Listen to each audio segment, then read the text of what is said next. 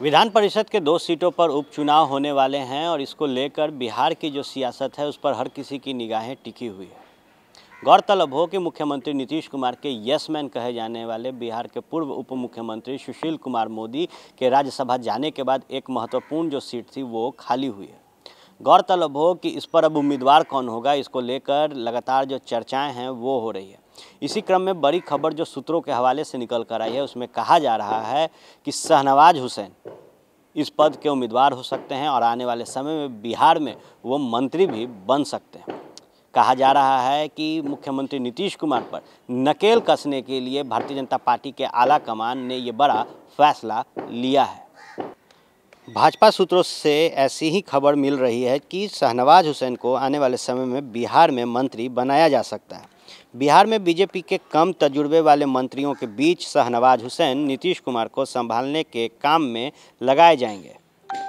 BJP के एक वरीय नेता ने बताया कि शाहनवाज हुसैन का वनवास खत्म कर पार्टी ने उन्हें बिहार विधान परिषद के चुनाव में उम्मीदवार बनाया है, तो इसके लिए कई गहरे मायने भी हैं। शाहनवाज सिर्फ विधान पार्षद बनने बिहार नहीं आ रहे, पार्टी उन्हें मंत्री बनाने के इरादे से बिहार भेज रही है।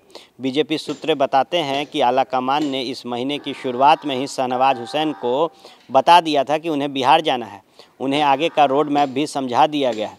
दरअसल काफ़ी दिनों से वनवास झेल रहे शाहनवाज हुसैन ने जम्मू कश्मीर के चुनाव में पार्टी के लिए जी तोड़ मेहनत की थी। इसके बाद आलाकमान ने उनके लिए नया रोल तय कर दिया। जानकारों की माने तो इस महीने की शुरुआत से ही शाहनवाज हुसैन बिहार में एक्टिव हो गए थे। वे लगातार बिहार के नेताओं से मिल रहे थे। उन्होंने मुख्यमंत्री और डिप्टी सीएम से लेकर बिहार के दूसरे नेताओं से मुलाकात की थी।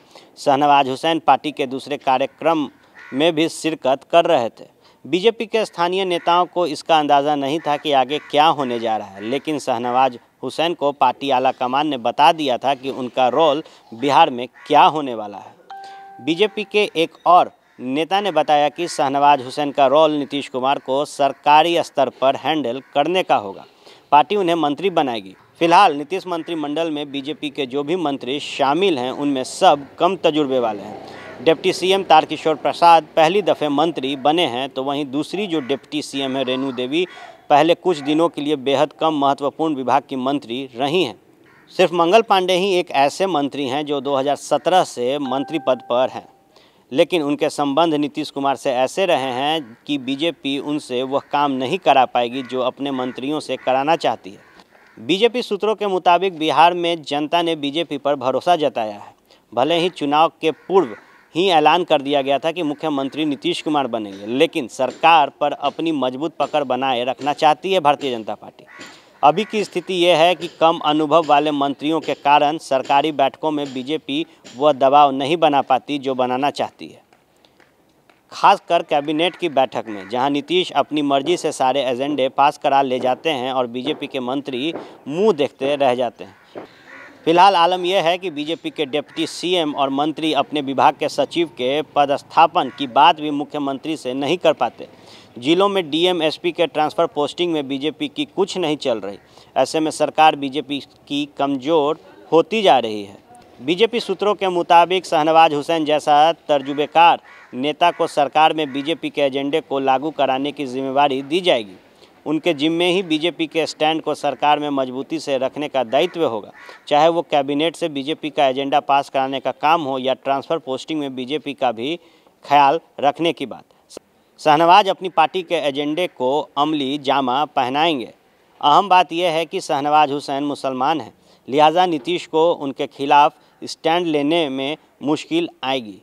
दूसरे शब्दों में कहे तो शाहनवाज हुसैन को सुशील मोदी का विकल्प बनाकर बिहार भेजा जा रहा है।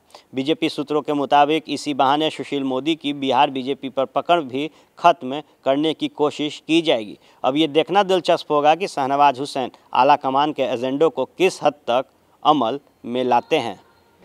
गौरतलब हो कि 17वें विधानसभा के गठन के बाद से सरकार में अभी तक कई एजेंडे आए जिसमें मुख्यमंत्री नीतीश कुमार ने अपने एजेंडों पर मुहर लगाई। वहीं अगर मंत्रिमंडल विस्तार की बात की जाए तो अब तक ये हो नहीं पाया है। और अब जब शाहनवाज हुसैन को बिहार भेजने की कवायद शुरू कर दी है भारतीय जनता पार्टी ने, तो देखना होगा कि मुख्यमंत्री नीतीश कुमार ने विगत 15 सालों में जिस तरीके से अकेले दम पर बिहार की सियासत में अपने एजेंडों पर मुहर लगाई है, उसके बाद शाहनवाज हुसैन भारतीय जनता पार्टी के आला कमान के निर्देशों पर कितना खरे उतरते हैं। बने रहे आप फर्स्ट बिहार झारखंड के साथ। तमाम राजनीतिक गलियारों की खबरें आपको यहीं मिलेंगी। धन्यवाद।